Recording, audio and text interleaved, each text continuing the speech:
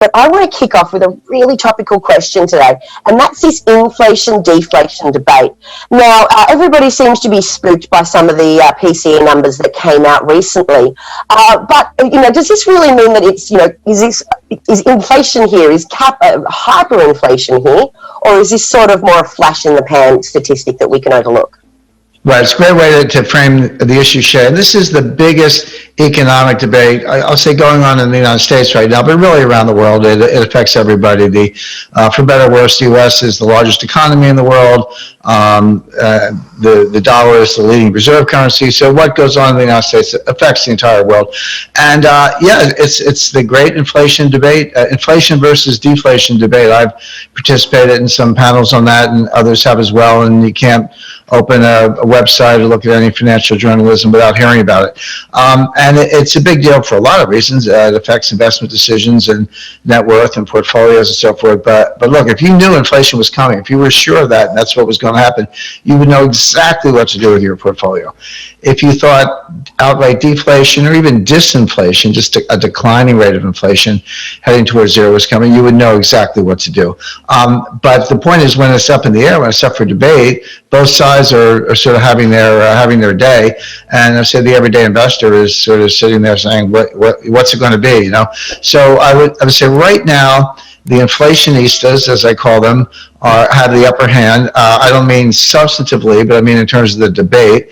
There are far more articles, commentaries, keynotes, interviews about inflation, and they have some data on their side. I mean, it's not just made up. The April inflation numbers, and take your pick. We have CPI, PPI, PCE, core, non-core. I don't have to get into all those definitions, but we have 5 or 6 prominent measures of inflation, not to count all the more esoteric ones.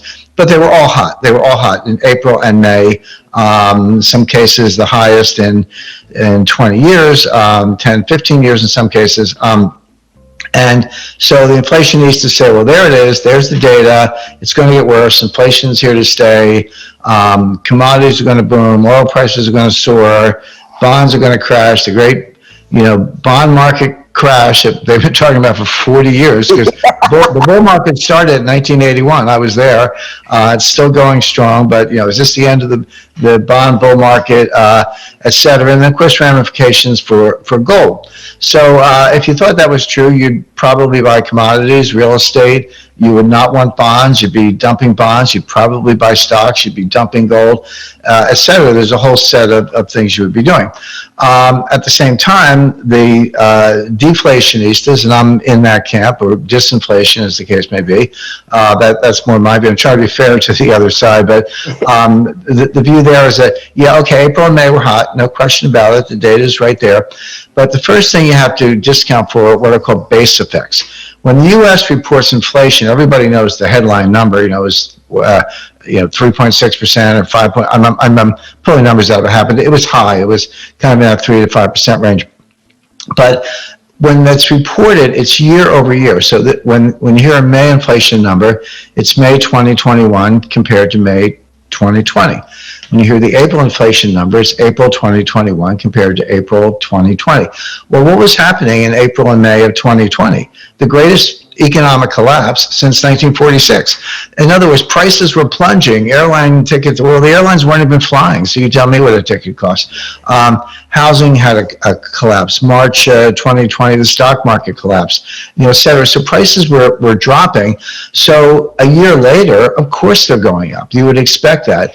And a lot of that is not kind of new inflation or sustainable inflation. It's just the fact that you bounced off a really low number from the year before. I compare it, you fall in a 50-foot hole, you climb up 50 feet, but you're back where you started. So nice going with the climb. You did climb up 50 feet. That's a real number, but you're back where you started. So and it's very difficult to estimate the impact of the base effects, because what's the base? What would the inflation have been if we didn't have a crash? Well, no one really knows the answer to that. Some analysts go back to 2019. They say, well, let's not do year over year. Let's look at a 2-year frame, because 2 years ago the pandemic wasn't here. And you divide it by divide in half. You don't look at 2 years inflation, but you use 2019 as your base. That seems like a legitimate method. Other people are using estimates, etc.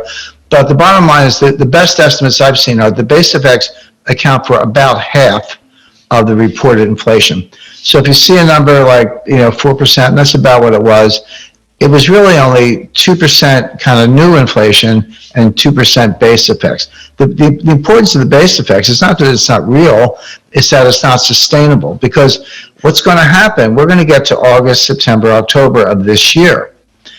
At that point, your year-over-year comparison is going to be August, September, October 2020. Well, guess what? The economy grew 34% at an annualized rate. In other words, not only is there not going to be a base effect in the negative sense, you're going to see some strong numbers from the year before, which is going to make the year-over-year comparison much more tame.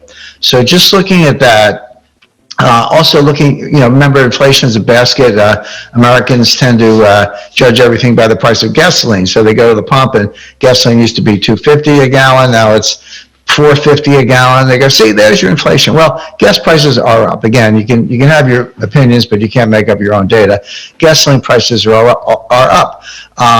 Prices at the grocery store are up. But then people forget consumer electronics are down. Tuition is down. Healthcare is down. Clothing is down. So it's a basket, and the number was hot. Strip out the base effects, and it was a little strong, but not nearly as much as it was before the base effects. But it's a basket of things. Some went up and some went down. So the things that were going up, independent of base effects, automobiles. Well, guess what? Automobiles are basically computers on wheels. The reason automobiles were going up is semiconductors. We couldn't get the semiconductors from from Taiwan. Taiwan's the main manufacturer. Well, you look around your kitchen, your refrigerator has semiconductors, your coffee maker has semiconductors, your automobile certainly has semiconductors. So a lot of the things that were going up, consumer durables, automobiles, etc., it wasn't because they couldn't get steel or Freon, whatever they need to make refrigerators, because they couldn't get semiconductors. Well, that's temporary. It's a big deal. So there are supply chain delays, but they're being worked out. So between the base effects, which are definitely temporary, and the supply chain effects, semiconductors in particular, which are likely temporary, and strong growth in the third quarter of 2020, which is going to be your base when we get into the third quarter of 2021, this inflation is just going to go away. That's my view. There are other people who disagree, but it's a big deal because it affects, if you really thought inflation was going to go away, and in my view it is, then you're going to buy bonds. You're going to buy the 10-year Treasury note. The residential real estate is probably going to go up. That's hot. But then, of course, well, what about gold? And gold has been in a very funny situation